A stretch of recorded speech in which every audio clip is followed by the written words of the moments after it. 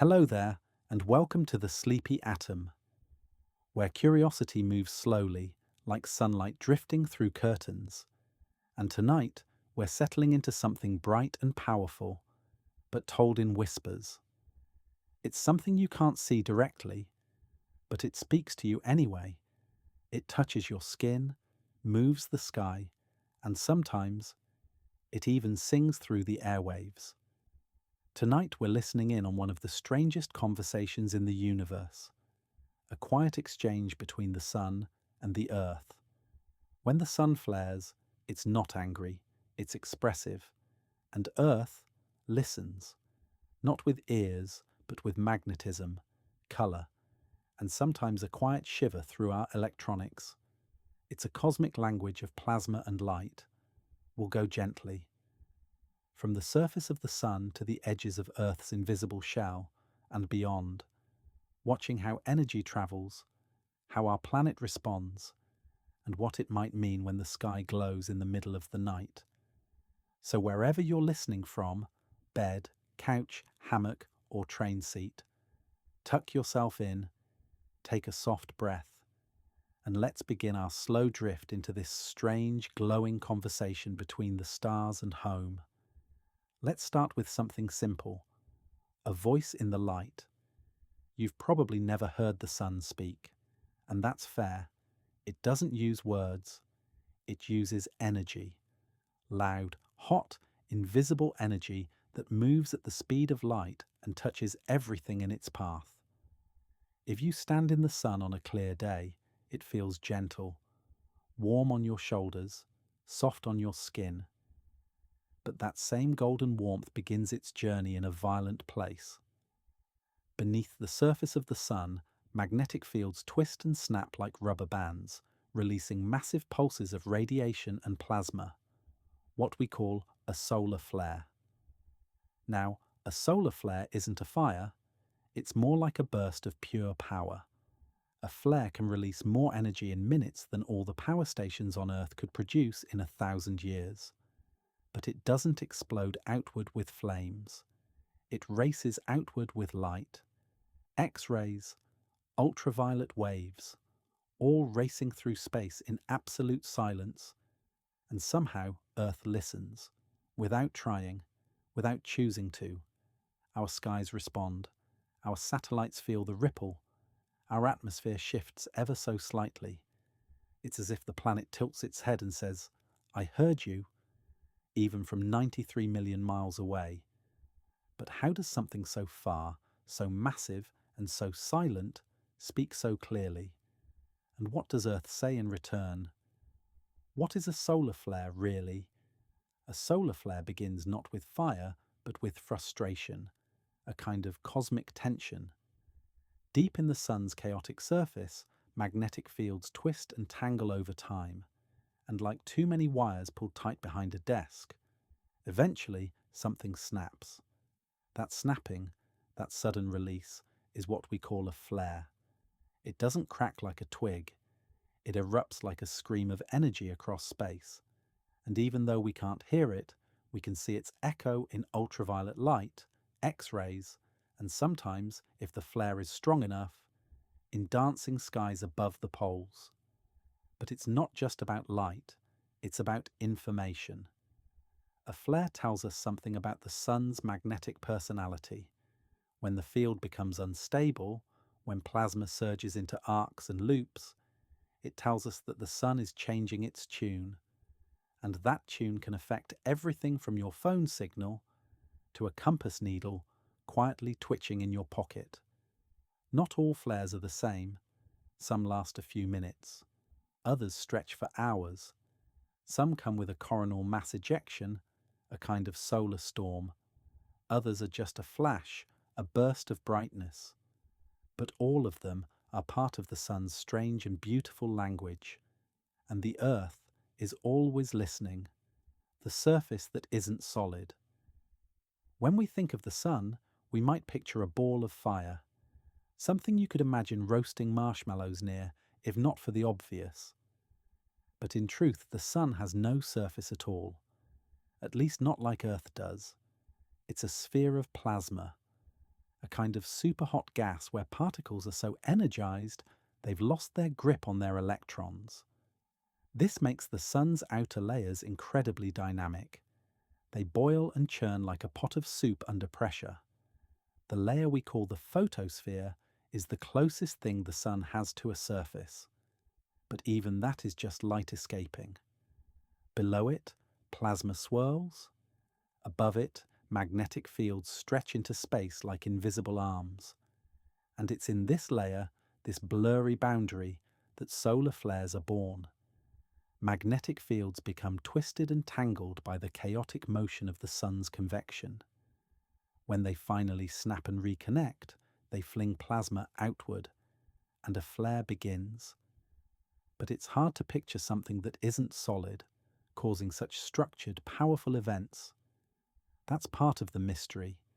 The sun, despite its chaos, creates patterns, loops, arches, spirals of fire you could fit planets inside. It's poetry written in plasma. And every time it flares, it writes a new line. Magnetic tantrums.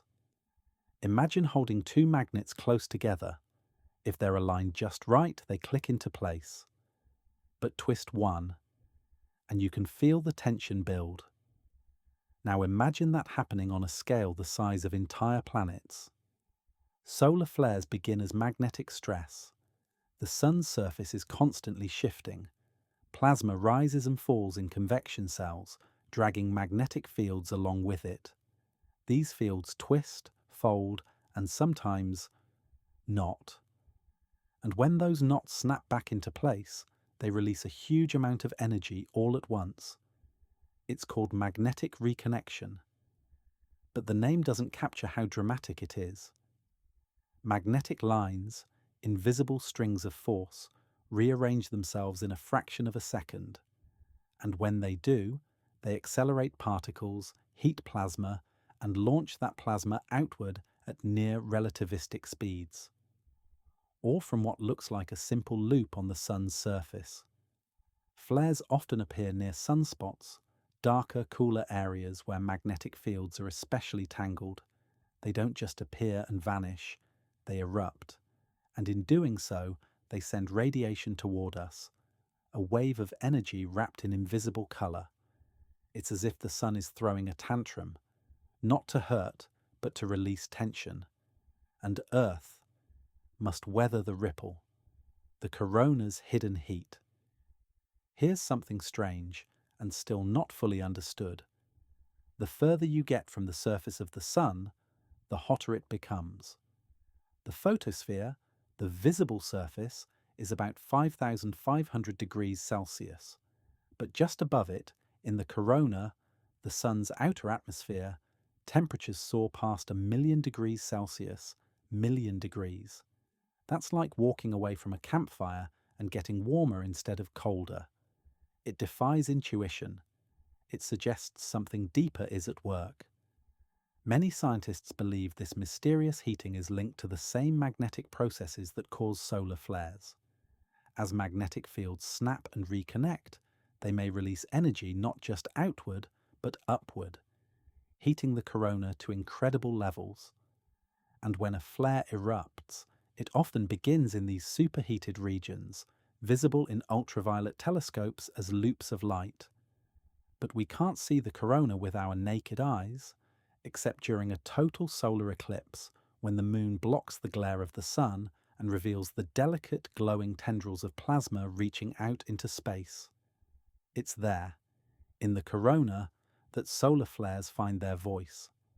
And once they do, their light races toward Earth in just over 8 minutes. Light speed whispers. Imagine sending a message across space, not with sound but with light. A solar flare does exactly that. When it erupts, the flare's energy, mostly in the form of X-rays and ultraviolet light, travels outward at the speed of light, nearly 300,000 kilometers per second. That means it only takes about 8 minutes and 20 seconds to reach Earth. A conversation happening across 93 million miles, almost instantaneously. It's a whisper, but a powerful one. It touches our atmosphere long before we ever see a storm arrive. What's striking is how quiet it is. There's no thunder, no flash we can witness with our eyes, yet satellites pick it up. Radio transmissions feel it. The ionosphere, Earth's thin upper layer, begins to hum with change. That's how fast the sun's voice can move. One moment, calm. The next, the airwaves are shifting. But this first arrival is only part of the story. It's the hello, the opening line. Sometimes there's more to come. Hours or even days later, a slower, heavier surge may follow. A coronal mass ejection. A solar flare by itself speaks in photons, but sometimes it brings companions. And when it does, Earth doesn't just hear light, it feels the storm. The difference between a flare and a CME. It's easy to confuse them. Solar flares and CMEs. They both erupt from the sun. They both send energy racing through space. But one is a flash, the other a flood. The flare is the light. The CME, the coronal mass ejection, is the material. When a flare bursts, it's pure radiation. It travels at light speed and affects our upper atmosphere. But a CME is a slow wave of solar plasma, a cloud of particles tangled in magnetic fields, ejected with enormous momentum. It can take 1 to 3 days to reach us. Picture it like this. The flare is lightning, and the CME is the storm cloud following behind. The flare knocks on Earth's door with invisible fingers. But the CME pushes on it, nudging the magnetosphere, pressing against our planet's defenses, and sometimes shaking them. Not every flare has a CME, and not every CME has a strong effect on Earth. But when both happen together, when the light flash is followed by a magnetic shock, the sun's message becomes impossible to ignore. That's when auroras dance, satellites brace, and Earth responds in beautiful and sometimes unpredictable ways. Ultraviolet shouts. Most of what the sun sends during a flare, we can't see. Not with our eyes, at least. The flare releases vast amounts of ultraviolet radiation, light beyond violet, in wavelengths that humans simply aren't equipped to detect. But Earth's upper layers catch them like a net. The ionosphere, for example, absorbs UV and X-ray radiation from flares within minutes. It's like watching invisible ripples race through the atmosphere, stirring the edge of our sky. This sudden burst of UV can temporarily alter how radio waves move through the air. That's why shortwave radio communications, the kind pilots and ships use, can suddenly go quiet on the sunlit side of the planet. It's not silence caused by a device. It's a silence caused by space. What's more, this UV energy helps form layers in the ionosphere itself. Without it, our upper atmosphere would collapse. So even though solar flares can cause disruption, they're also part of what makes Earth habitable. There's balance in the burst, and it reminds us the most powerful messages are sometimes the ones we never see. Only the Earth does, responding on our behalf. The sun's rhythm and breath. The sun doesn't flare randomly. It follows a strange, steady rhythm, a kind of breath that spans years, not seconds. Roughly every 11 years, the sun moves through a cycle of activity, from quiet, calm periods to wild, flare-filled storms. This is known as the solar cycle. At solar maximum, the sun's surface swarms with sunspots, regions of magnetic tension, and flares become frequent. At solar minimum, things quiet down. But the sun is never truly silent. This rhythm affects more than just space weather. It changes the shape of Earth's auroras. It alters satellite communication patterns. It even, perhaps subtly, influences our climate over time. It's like Earth's invisible mood swings, synced to the sun's magnetic heartbeat. And as we orbit year after year, we're always listening, watching the sunspots grow, tracking their decay, measuring the flare count like a doctor watches a patient's pulse. not because we fear it, but because we are part of it. Earth doesn't orbit a silent star. It orbits a living one, always breathing, always whispering, always cycling through seasons of fire and calm. The heliosphere, a solar blanket. Stretch your imagination far beyond Earth, past the Moon, past Mars, all the way to the edge of the solar system. There, you'll find something faint but massive, the heliosphere. It's a vast bubble of solar wind, magnetic fields, and charged particles, blown outward by the sun like breath in a cold room. It surrounds every planet, every moon, every comet, a kind of solar force field, stretching billions of kilometers in every direction. This heliosphere is how the sun protects us, even as it flares. It pushes back against cosmic rays, shielding Earth and its neighbours from deep space radiation. It's not perfect, but without it, the sky would be far more dangerous. And yet, this same breath can carry solar storms. A CME rides the solar wind, pressing against the boundaries of this bubble and slamming into Earth's magnetosphere like a wave against a dock. So while the heliosphere is gentle, it is not still. It is full of motion, full of stories. And through it, solar flares travel like letters in a glowing envelope. Earth's magnetic cocoon. You can't see it, you can't feel it, but it's always there. Earth's magnetic field stretching far above your head like a soft, invisible cocoon. This field isn't just a compass's best friend, it's a shield. It rises from the planet's molten core and stretches into space, deflecting charged particles like a silent guardian. We call the outer part of it the magnetosphere, and it's this gentle giant that keeps solar flares from touching our ground. When a solar flare or coronal mass ejection reaches Earth, it first collides with this magnetic bubble. The particles press against it, like wind pushing on fabric. Sometimes they bounce off. Sometimes they slip around the sides. And sometimes they break through.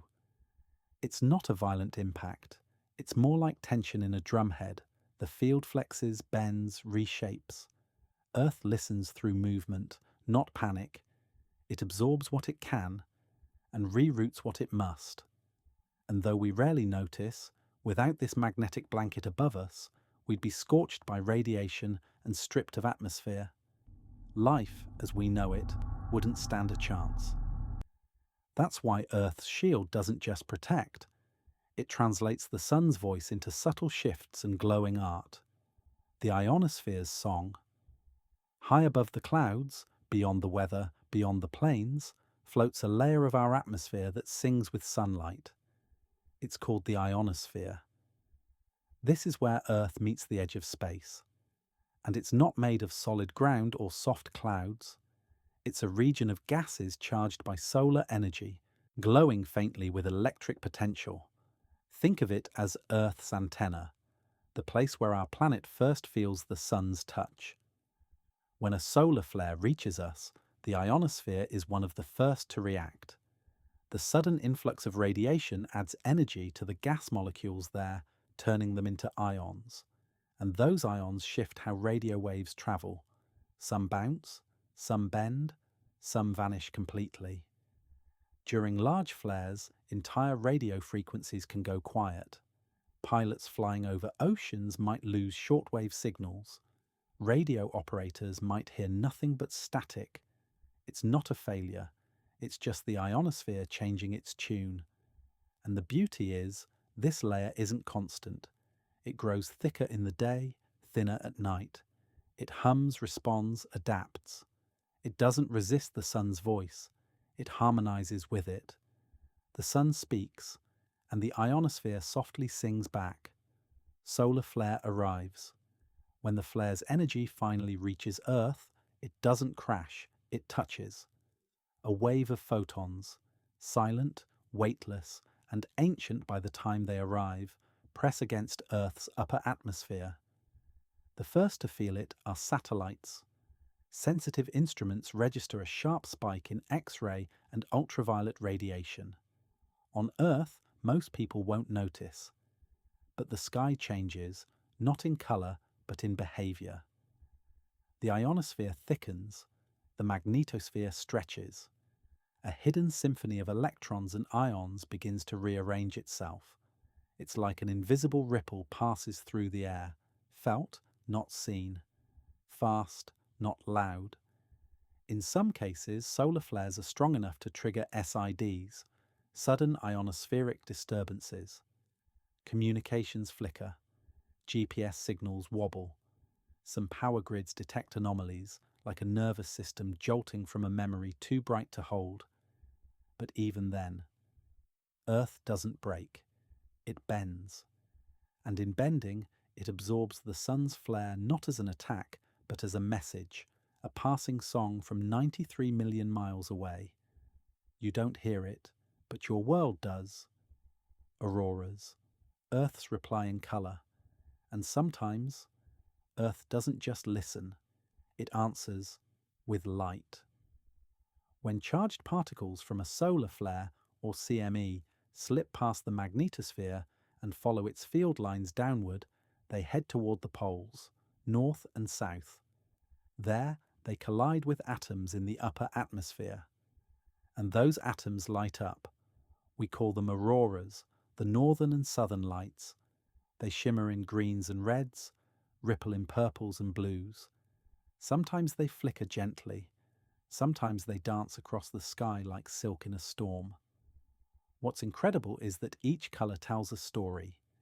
Green comes from oxygen high above, red from lower oxygen, blue and purple from nitrogen. Each shade is a sentence, in Earth's silent reply to the sun. Indigenous cultures long believed auroras were spirits, messages from ancestors, or even whispers from other worlds. In a way, they weren't wrong. Auroras are truly messages, not in words, but in energy. The Earth's way of saying, I hear you, I'm alive, I glow too. And even if you've never seen one with your eyes, the sky remembers each time it sings with colour, radio blackouts and silent skies. But not every solar flare creates beauty. Sometimes it silences, not dramatically, not with a bang, but in the soft, ghostly way that only a flare can. When a strong burst of X-ray radiation hits Earth's daylight side, it can supercharge the ionosphere, especially the D layer. This creates a kind of radio fog, absorbing signals instead of letting them bounce. Pilots lose contact. Emergency frequencies flicker. Transmissions vanish. It's called a radio blackout. And it's one of the first signs that the sun has shouted too loudly. These blackouts are usually brief. Minutes, sometimes hours, but in extreme cases they can blanket entire continents. Yet, there's no explosion, no sirens, just quiet, a technical silence, echoing from space. Still, the Earth doesn't panic. These moments are rare and part of a system we've come to understand more and more each year. With early warning systems, satellites, and clever forecasting, we learn to listen better. And every blackout is a lesson in how powerful the sun's voice can truly be. Airplanes and astronauts, high above the clouds, flying closer to the edge of space. Solar flares can become more than just background energy. For airplanes at cruising altitudes, especially those flying over the poles, a strong flare changes the rules. The polar regions are more exposed to incoming particles because Earth's magnetic shield bends inward there. When a flare hits, radiation levels increase. Not dangerously, but enough to make pilots and mission planners take notice.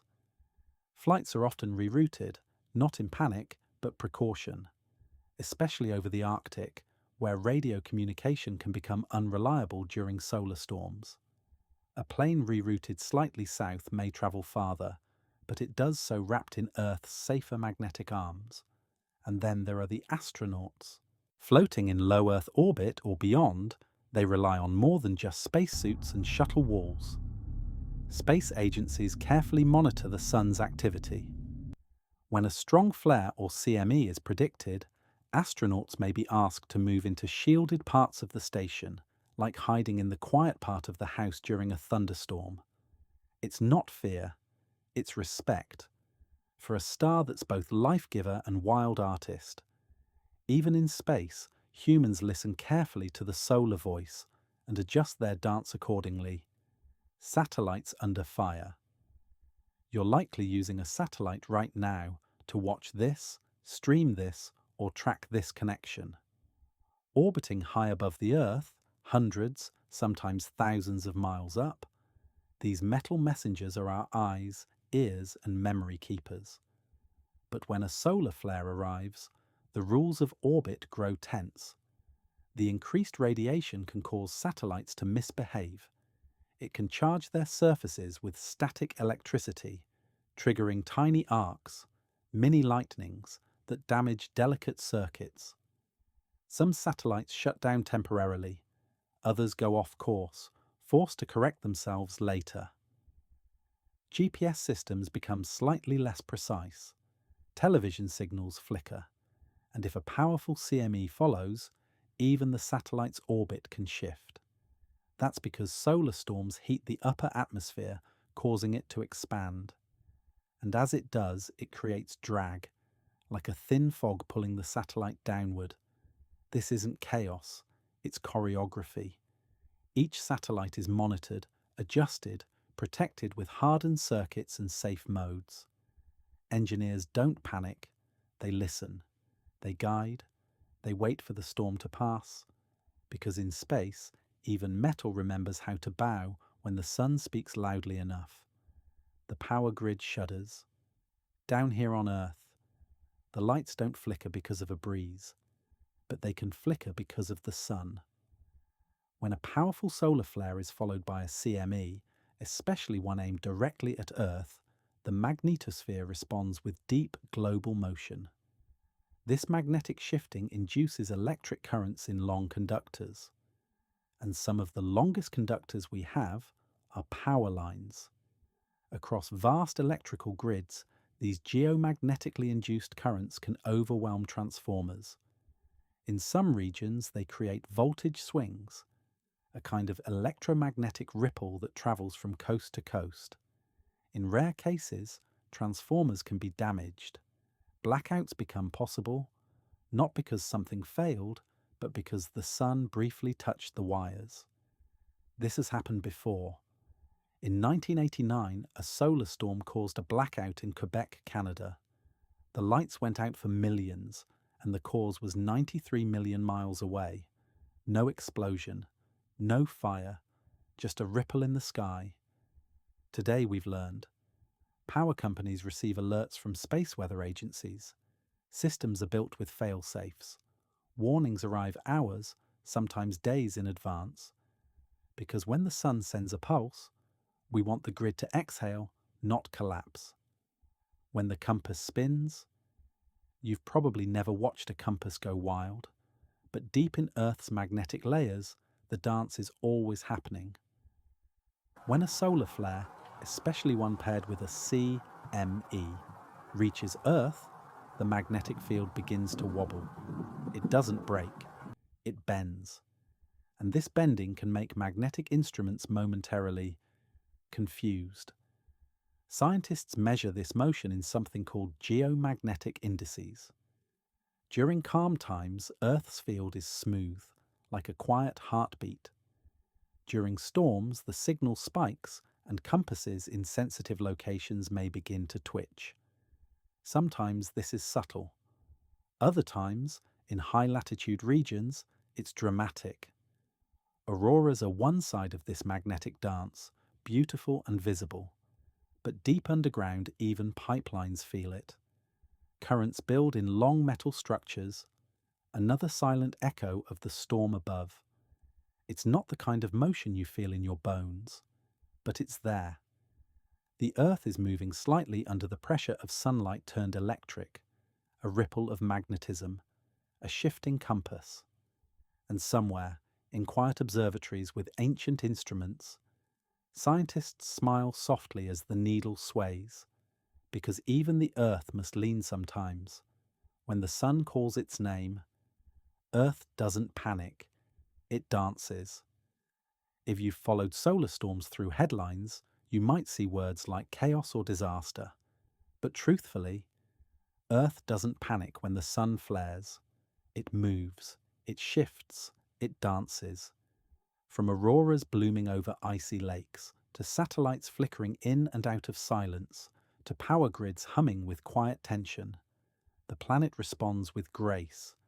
It has done this for billions of years, long before radios and rockets, long before humans watched sunspots with trembling excitement. Earth has always listened and adjusted, like a tree swaying gently in wind it cannot see. Solar flares aren't attacks, they're reminders that we live near a star, that we are part of its breath, and that our world is more alive, more responsive, more resilient than we often realize. So when the sky glows, or the compass drifts, or the signals dance through static, it isn't danger, it's dialogue, a language of light and response, one flare at a time, flares from the past, long before we had satellites, before we had telescopes, even before we had written language, the sun still flared, and the Earth, ever the listener, caught the memory. You see, even without technology, the marks of solar storms remain, tucked into trees, hidden in ice, stored quietly in the materials that don't forget. When a powerful flare sends radiation into our atmosphere, it triggers subtle reactions that change the composition of living things. In the trunks of old trees, researchers can find spikes in radioactive isotopes, like carbon-14, that match the timing of ancient flares. It's like tree rings remembering flashes of light they never saw. A silent record written in the slow rhythm of wood. Some of these ancient spikes were so strong, they defy easy explanation.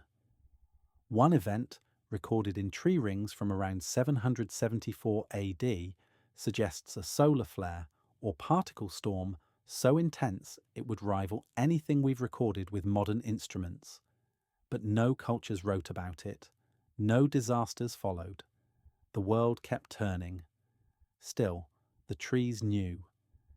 And when you realize the Earth has been catching these solar fingerprints for thousands of years, it makes today's forecasting feel less like invention and more like memory. The Carrington event. In 1859, something remarkable happened. A British astronomer named Richard Carrington was observing the sun, sketching sunspots by hand, as was common then, when suddenly a brilliant flash appeared near one of the dark regions. It was a solar flare, though the term didn't yet exist. What followed was unlike anything the world had seen.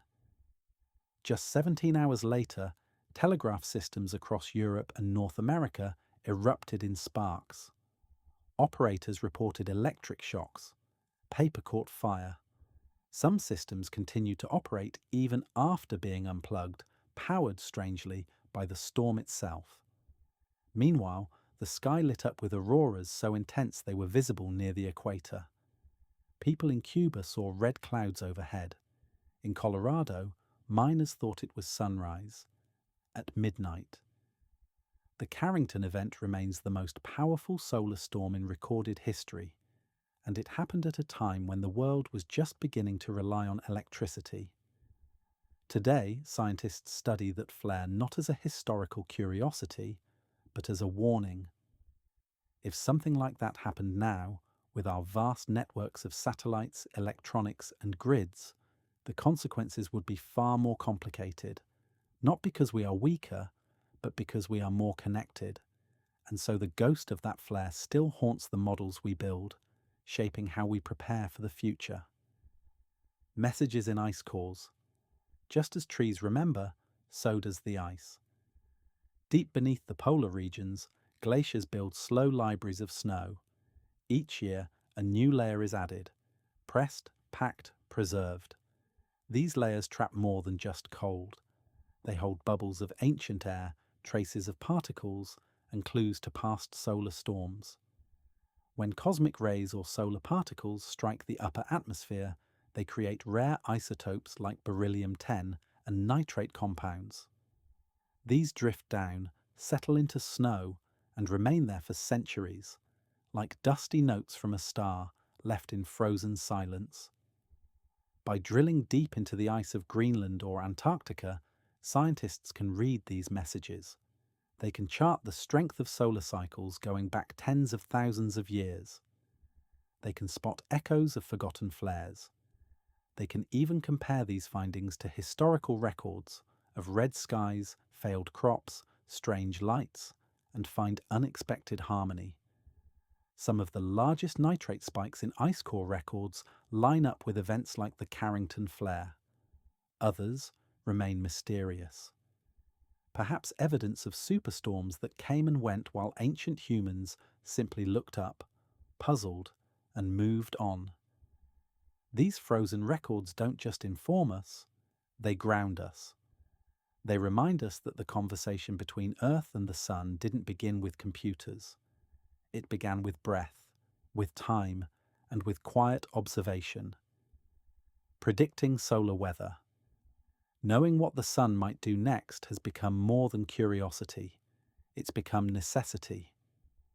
Today, space weather forecasting is a growing science, one that sits quietly behind our daily lives, influencing everything from navigation to aviation, from internet stability to electrical safety. But unlike Earth's weather, solar forecasting comes with its own challenges. We can't visit the Sun. We can't plant sensors on its surface. All we have is light and time and distant observation. Yet somehow we've learned to read it. Scientists use a combination of solar imagery, magnetic field modeling, particle flow data, and decades of patterns to forecast flare likelihood. Sunspots are monitored like old friends, watched for signs of twisting, shearing, and magnetic complexity. The more tangled the field, the more likely it is to snap. These forecasts don't predict flares down to the minute, but they can give windows, alerts, warnings, enough to prepare satellites, enough to inform astronauts, enough to soften the blow. It's not about preventing solar storms. That's impossible. It's about knowing when the Sun is whispering louder and when the Earth should lean in, listening from space. To hear those whispers more clearly, we've sent our own messengers into orbit, floating silently between the Earth and the Sun. Satellites like SOHO, the Solar and Heliospheric Observatory, stare directly at the star. Others, like SDO, watch in ultraviolet detail, capturing images of flares as they happen, in wavelengths our eyes can't perceive. Still others ride in Earth orbit or beyond, measuring the solar wind in real time. These spacecraft don't just observe, they listen, constantly, measuring X-rays, proton flux, plasma speed, and magnetic orientation. Every second they send down information, allowing Earthbound scientists to track space weather with surprising precision. There's even a system called DSCOVR, sitting in a gravitational sweet spot called L1, where it keeps watch and gives us a 15 to 60 minute warning if a storm is incoming. Just enough time for satellites to reorient, systems to go into standby, and power grids to brace. These silent observers, these metal translators of sunlight, are the reason we know when the sky might ripple. They are the ears we've placed between our world and the Sun's. And through them, we've learned that listening isn't just passive. It's protective. It's poetic. It's what Earth has always done. And now, we've learned to join in, touching the Sun.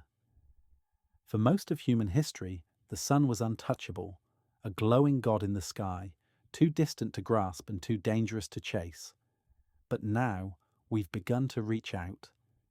In 2018, NASA launched the Parker Solar Probe, a spacecraft unlike any other. Its mission was simple, yet profound, to fly closer to the sun than anything ever has, and to listen from within the fire. It orbits the sun in wide loops, each pass dipping closer, brushing against the corona, the sun's outer atmosphere.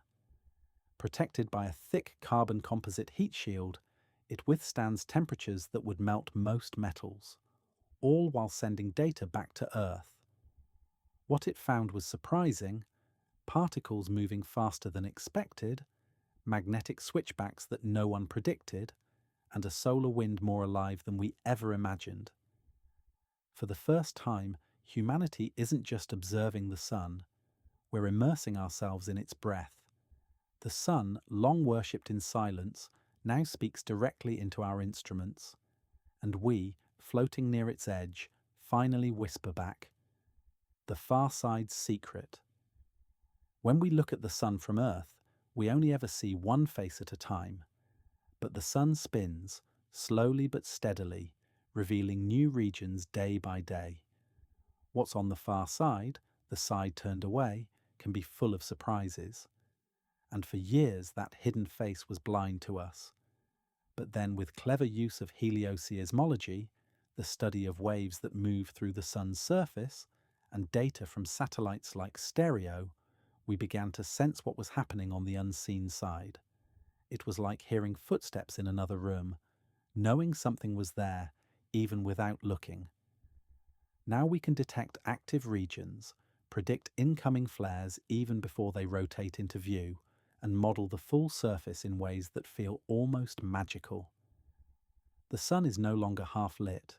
It's a 360-degree sphere of slow magnetic drama. And as we track it from both sides, we realize the solar story is bigger than just what we see. The sun doesn't just face us, it surrounds us. And so, we've learned to watch the invisible and trust the signs that come before the light. Solar wind whispers. Not all solar conversations come as storms. There is a quieter form, the solar wind, a constant stream of charged particles flowing outward from the sun, even when there are no flares or eruptions. This wind shapes the entire heliosphere, a giant bubble that surrounds our solar system. And Earth, floating inside it, is never really still. It's always in motion, sailing through this gentle sea of particles. Sometimes the solar wind is fast, driven by coronal holes where magnetic field lines stretch into space. Other times it's slow and calm, but even in its silence, it has effects. It shapes auroras.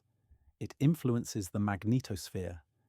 It sculpts tails in comets, and it carries with it the fingerprint of the sun's magnetic field, twisted into a spiral by the star's rotation. So even when the sun seems quiet, it's still speaking, in soft winds, in delicate waves, in a steady breath that moves through everything, and it reminds us, not all forces need to be loud to be powerful. Quiet sun, deepest impact.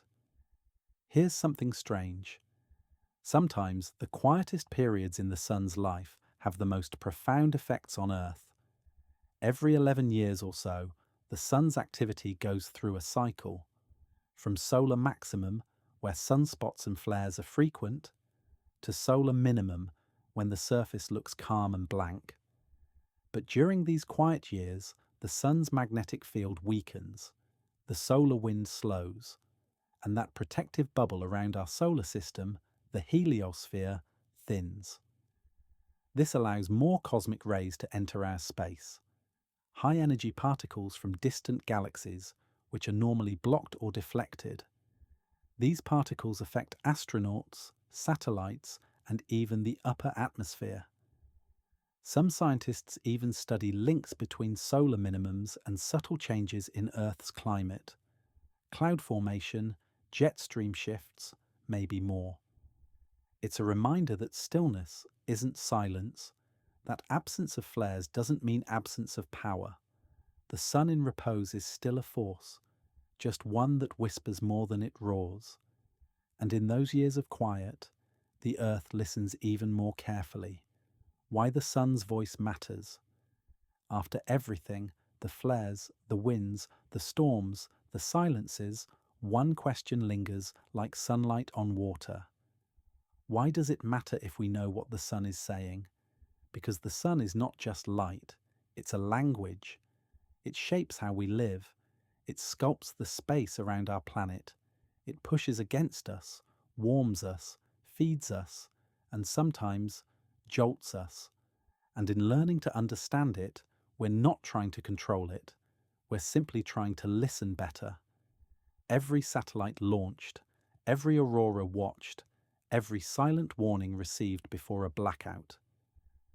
These are moments of harmony, small moments when Earth and Sun move together rather than apart.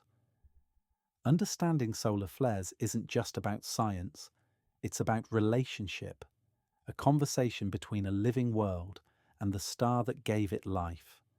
And now, with each probe, each signal, each hum through the ionosphere, we're learning to reply, not in words, but in awareness, not in fear, but in rhythm, not as strangers, but as children of the same cosmic breath. When the sky spoke to ancients, before telescopes, before satellites, before clocks even, people watched the sky with naked eyes and open hearts. And when the sky flared, when strange red curtains danced overhead, they didn't call it aurora. They called it omen, message, miracle, or warning. The Norse believed it was the Bifrost, the shimmering bridge between Earth and the realm of the gods. Some Inuit tribes saw the northern lights as spirits playing ball with a walrus skull. In ancient China, auroras were recorded as heavenly armies in the sky, documented with incredible accuracy even thousands of years ago. These people didn't understand the physics of solar flares, but they felt the change, the pressure in the air, the electricity in animals, the silence before the light. And when the lights came, they knew something bigger was at play. It wasn't science, but it wasn't superstition either. It was awareness, intuitive, ancestral, honest. And somehow they were listening even then. When the lights were feared, not all stories of solar storms are gentle. In 1582, in the quiet city of Lisbon, people looked up to find the sky ablaze. Chroniclers wrote of great fire in the heavens, visible for 3 straight nights. Citizens ran into the streets. Some wept, others prayed. Many believed it was the end of days. There were no satellites to explain it, no news broadcasts, no scientists, just awe and fear. Even in the 1800s, during the Carrington event, the red auroras caused confusion. In the American South, people thought the sky was on fire. In Cuba, farmers feared war was coming. And in parts of Europe, churches filled at midnight as flares painted cathedral ceilings with moving colour. Fear wasn't irrational. It was a human reaction to the unknown. And yet, within that fear, there was respect.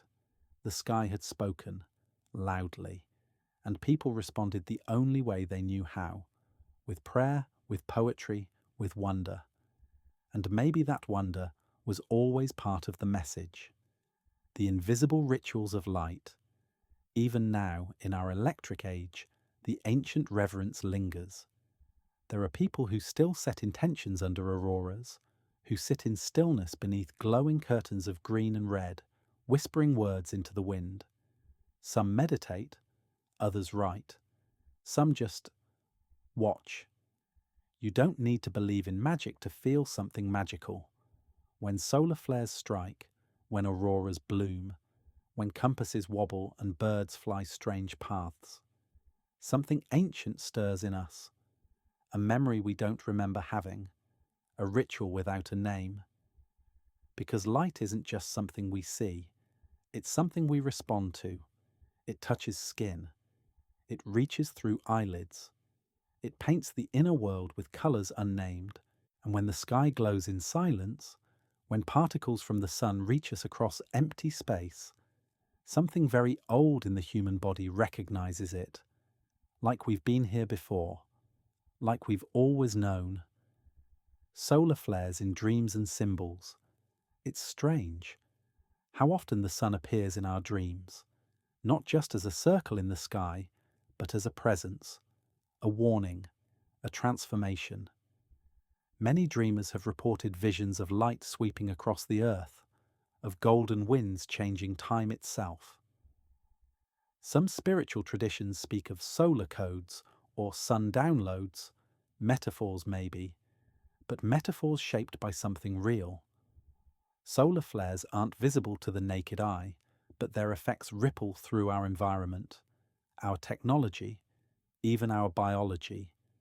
Some studies show increased agitation during geomagnetic storms, sleep disruption, vivid dreams.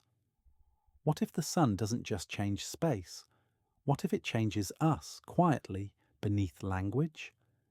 What if the flare isn't just in the sky, but also in the soul? That idea has haunted mystics and poets for centuries, that the sun carries more than light, it carries meaning. And even if science can't measure that meaning, perhaps our dreams already have. The sun never shouts, it whispers.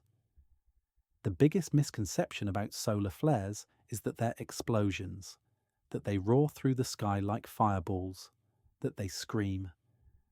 But the truth is quieter. Even the strongest flares are invisible to the eye.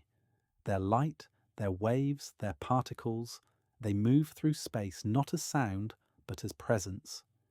The earth doesn't tremble, it listens. And the sun does not shout, it whispers. In X-rays, in ultraviolet, in the slow hush of particles reaching Earth's poles. That whisper is enough to power auroras, to jolt satellites, to alter clouds, to mark time in tree rings and polar ice, to touch the inside of your body without ever touching your skin. And if you stand still long enough, if you close your eyes beneath a night sky, and you feel something subtle, electric, timeless, that's not your imagination. That's the voice of the sun. It's been calling since before you were born, and you, like Earth, were built to listen. The human body and solar storms. It may sound strange, but solar flares can touch us, not just technologically, but biologically. Studies have shown a curious link between strong solar activity and changes in human behavior. Some hospitals quietly report spikes in heart irregularities during geomagnetic storms. Others see patterns in mood disorders, sleep disruption, even increased traffic accidents during high solar events. It's not that the sun is attacking us, it's that the human body is electric, and when Earth's magnetic field shifts, even slightly, the body feels it too. Our nervous systems operate through pulses, our hearts are rhythmic, our brains are electromagnetic fields themselves. So when a wave of solar energy brushes the Earth, it's not impossible that something subtle stirs inside us. A tension we can't name, a dizziness that fades in a few hours, or dreams we don't quite understand. You don't have to feel it every time, but maybe deep down we always do. When animals hear the sun, humans aren't the only ones who respond to space weather. In fact, many animals seem to sense it long before we do. Migrating birds rely on Earth's magnetic field to navigate. During geomagnetic storms, their paths can go slightly off course, as if the internal compass becomes confused for just a moment. Whales have been known to beach themselves around the same time as solar disruptions. Some researchers believe geomagnetic chaos affects their sense of direction too. Even bees, delicate creatures wired for light and vibration, show behavioral shifts during solar storms. They grow restless. Flight patterns change. And though it's hard to prove causation, the patterns keep appearing. Perhaps the Earth's creatures have always known that when the sun stirs, the whole planet hums differently. And maybe we're just starting to remember how to hear it too. the solar clock inside us. Have you ever felt more awake at sunrise, sleepy just before sunset? Have you noticed your mood change with the seasons? That's your circadian rhythm, the biological clock tied to the cycles of light and dark. But what if that rhythm is more than daily? What if we also carry a solar clock? Some scientists believe we may respond to the 11-year solar cycle, just like plants and animals do. During solar maximum, more sunspots and flares, perhaps more intensity in the atmosphere, in the collective mood. During minimum, more calm, more stillness. It's not exact. It's not proven. But the idea that the body can echo the star it orbits is quietly beautiful. The sun isn't just out there. Its light shapes our hormones. Its timing shapes our sleep. Its presence shapes our very sense of time. And maybe, just maybe, the body listens to the solar rhythm like it listens to a lullaby. Not through thought, but through being. Cosmic rays and invisible visitors. Not everything from space arrives gently. When the sun quiets down and the solar wind weakens, the heliosphere, our protective bubble, also softens. That's when something else begins to creep in. Cosmic rays, high-energy particles from exploding stars, distant galaxies, and ancient corners of the universe come streaming toward us. Most are harmless. Earth's atmosphere shields us well, but a few make it through, into the sky, into the upper atmosphere, sometimes even into our electronics. Some scientists have detected muons born from these cosmic rays, moving through the Earth at all times, even through mountains, even through us. You won't feel them, you won't see them, but they're there. Little relics of distant cataclysms, silently brushing through your body like passing ghosts. It sounds frightening, but it's not. It's simply awe, because every second the universe touches you and you don't even know it. Auroras are the Earth's response.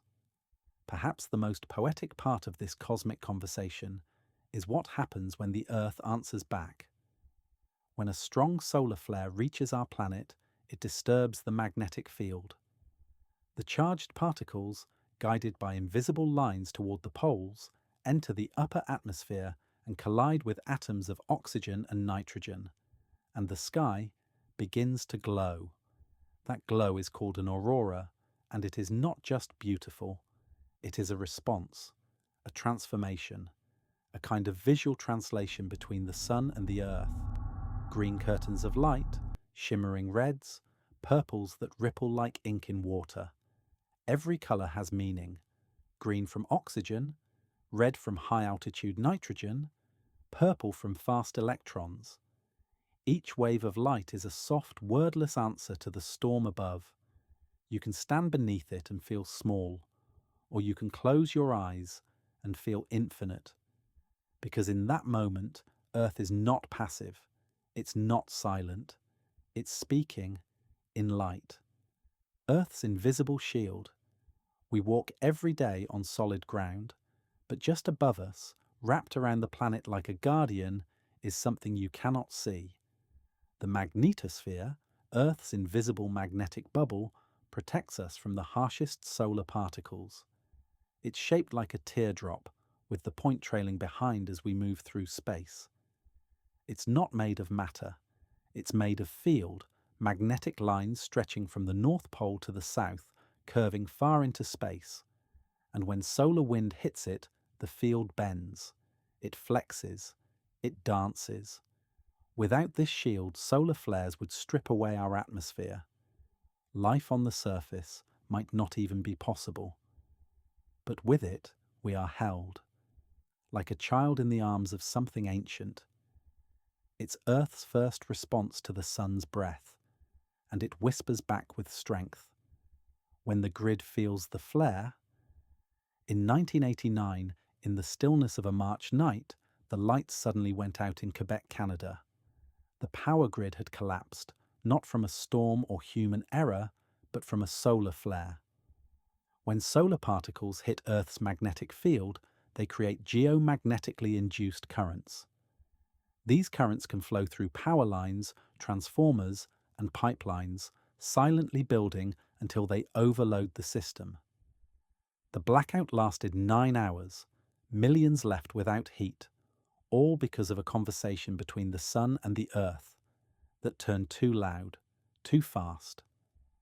Now, engineers monitor space weather daily. Satellites send early warnings, and still, the grid remains vulnerable. It's not fear, it's awareness. The sun is powerful, and our technology is sensitive. And in learning to listen sooner, we may learn how to dance with that power, instead of fall beneath it. Satellites on the front lines, thousands of satellites orbit silently above us, sending signals for GPS, weather, communication, and defense. But in space, there's no shelter. When a solar flare erupts, high-energy particles can damage satellite electronics, distort signals, and in some cases, shut them down entirely. Satellites like GOES, ACE, and the Solar Dynamics Observatory are now our first eyes. They detect solar changes and send warnings before the energy reaches Earth. A few minutes can make all the difference, but it's delicate. One misread, one unshielded board, one unpredicted pulse, and something we rely on might suddenly vanish. It reminds us that even in an age of space travel and machine learning, we are still deeply intertwined with the sun. Our tools float in its field, and every day they listen, and every day they teach us how to do the same. Preparing for the big one, solar flares come in sizes, from tiny C-class sparks to massive X-class outbursts. Most are harmless. Some cause beauty. A few could bring chaos. Scientists watch the sun carefully for signs of the next Carrington-class event. Something that could potentially knock out satellites, ground flights, disrupt communication, even damage undersea cables. It's not panic, it's preparation. New systems are being built with shielding. Flight paths are rerouted during storms. Substations now have protections in place. The world is learning to listen better, to act earlier, to take the sun seriously, not as a threat, but as a teacher, because there will be another big one, maybe not soon, maybe not in our lifetime, but when it comes, we will not be surprised.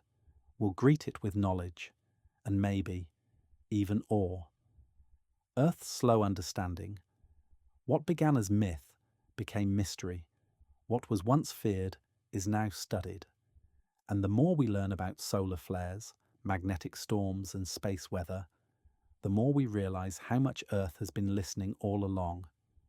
From the magnetosphere's dance to the aurora's reply, from the hum in animal instincts to the flicker of satellites, it's all part of a cosmic conversation that's always been happening. It's not a battle, not a warning, not even a command. It's a rhythm. The sun pulses, the earth shifts. We, in the middle, feel the echo, sometimes in data, sometimes in dreams. And in this slow unfolding of awareness, we learn not just how to protect ourselves, but how to participate. Solar weather and human emotion. Sometimes you just feel off, not sad, not angry, just not quite aligned. You might blame it on a bad night's sleep, or too much coffee, or the weight of the world. But what if, occasionally, it's the sky itself? There's growing curiosity among researchers about how geomagnetic storms might influence human emotion, not in dramatic, obvious ways, but in little waves. Tension in the jaw, quicker tempers, restless thoughts at 3 a.m. The human brain is electric, the heart rhythmic, and when the space around Earth becomes turbulent, maybe the body feels it before we understand it. It's not mystical, it's not irrational, it's just another layer of sensitivity. You, after all, are not separate from space. You are made of it, and sometimes the sun's whisper moves through you like a change in the wind, felt before it's seen. Dreams during solar storms? Have you ever had a dream so vivid it stayed with you for days? Solar flares can disturb sleep, but for some they do something stranger. There are reports, scattered and personal, of intense dreaming during geomagnetic activity. Not nightmares, not always peaceful, just vivid, alive, symbolic. One dreamer described a golden river across the sky.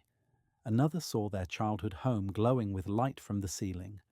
Some speak of seeing faces in the clouds, voices in light. Science doesn't have a solid explanation, but it doesn't dismiss it either. Sleep is when the brain reorganizes itself, and if the brain is affected by subtle magnetic shifts, perhaps dreaming becomes a mirror for those invisible movements. Not every dream is solar-born, but maybe some are. And maybe those dreams are not random, but messages delivered in colour, feeling and silence. The sun is a living presence. To most of science, the sun is a ball of burning plasma. To many poets, it's something more. Throughout human history, the sun has been seen as a deity, a parent, a guide, never just a light in the sky. It gives without asking. It burns without fading. It rises every morning, whether you've asked it to or not. Some traditions call the sun conscious, not with a human mind, but with an awareness that is universal, eternal, beyond measurement. Is it possible the sun knows it's being watched, that when you stand outside at dawn and feel your skin warm, something ancient is looking back? It's not about religion, it's about reverence. The sun speaks in energy, in rhythm, in the way your shadows lengthen at noon, in the way your spirit feels lifted when golden light touches your eyelids. It doesn't need language, because it's always speaking, and we are just beginning to understand. Solar flares and the future of humanity. As we move into a world of satellites, AIs, and deep space missions, solar weather becomes more important than ever. A single well-aimed coronal mass ejection could disrupt the modern world, not permanently, but enough to shake us into humility. And yet, there is something beautiful in that possibility, because it reminds us we are still part of something larger, bigger than our screens, bigger than our egos, bigger than our grids. The sun keeps us alive, and once in a while, it reminds us that we are not in control. In the future, we may build better shielding, smarter systems, faster warning tech, and we should. But alongside that, we must build better listening, not just through instruments, but through intuition. And maybe one day we'll speak back, not in words, but in harmony, listening to the sun. The most powerful force in our solar system never makes a sound. And yet every second of every day it reaches you, through the wind, through the seasons, through the breath of your cells and the beat of your heart. You don't need to understand physics to feel it. Just stand outside, look up, close your eyes, and know that the light on your skin is over 8 minutes old, that it left the sun in silence, flew across space, and arrived just for you at that exact moment, and it will do it again tomorrow, not for applause, not for worship, but because that's what the sun does. It gives, and if you ever feel alone, lost, disconnected, just step into the sunlight and remember the oldest voice in the sky is still speaking, and your body was always listening. Sunlight carries memory. Every photon of sunlight is ancient. When light leaves the sun's core, it doesn't shoot straight out. It takes hundreds of thousands of years to bounce through dense solar layers before finally escaping into space.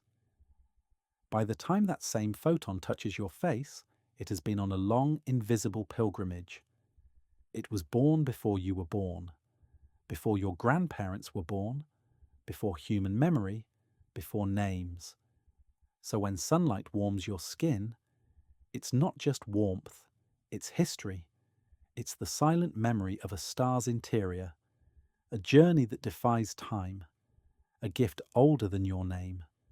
And without asking for thanks, it continues, shining again tomorrow and the day after that. Because some givers give endlessly. Plants speak to the sun. 2. We often think humans are the listeners, but plants, they've been conversing with the sun since the beginning. Every leaf, every green blade of grass is an antenna designed to receive light and turn it into life. Photosynthesis is not just chemistry, it's a quiet devotion, a kind of biological worship. Light comes in, and from it sugars are born. Roots stretch deeper, branches reach higher. It's as if the plant says, "Yes, I heard you." When sunlight fades, some plants close their petals. Others lean toward the last glowing angle. The entire garden shifts subtly with the arc of the day. It's a choreography. Slow, silent, sacred. You may not notice it, but life does. Because the sun speaks in light, and the world listens in green. Your body is solar-powered. You are not separate from the sun. Your skin makes vitamin D when sunlight touches it, a vitamin vital for bones, mood, immunity. Without it, the body fades. Your eyes regulate your sleep cycle based on light. Blue morning light wakes your brain. Warm evening light prepares you for rest. You're wired for the rhythm of rising and setting. Even your cells respond to brightness. There are theories, still being studied, that mitochondria, your cellular engines, may work better in certain kinds of natural light. You are a solar being, not metaphorically, biologically. You eat food, but the food you eat eats light. So when you feel down, it's okay to crave the sun. It's not laziness, it's longing for reconnection. With the source of everything, there is no shadow without light. Sometimes people fear solar flares. They fear the storm, the damage, the unpredictability. But it helps to remember there is no storm without the sun. There is no light without movement, no warmth without radiation, no life without solar chaos. Even your own shadow only exists because of sunlight. It's a beautiful contradiction. Light gives rise to darkness, not as an enemy, but as a contrast. And in that contrast, we learn to see more clearly. So if the solar cycle ever feels wild, unstable, remember that creation has always emerged from heat and unpredictability. And maybe, so have you. The sun doesn't sleep, but you can. Here's something gentle to carry with you now. The sun never sleeps. It burns, pulses, breathes energy into space, even when you close your eyes. So you don't have to stay awake to keep the world spinning. You don't have to carry everything.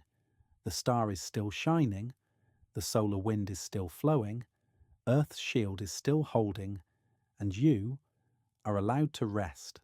You've listened, you've wondered, you've travelled from particles to pulses, from auroras to dreams.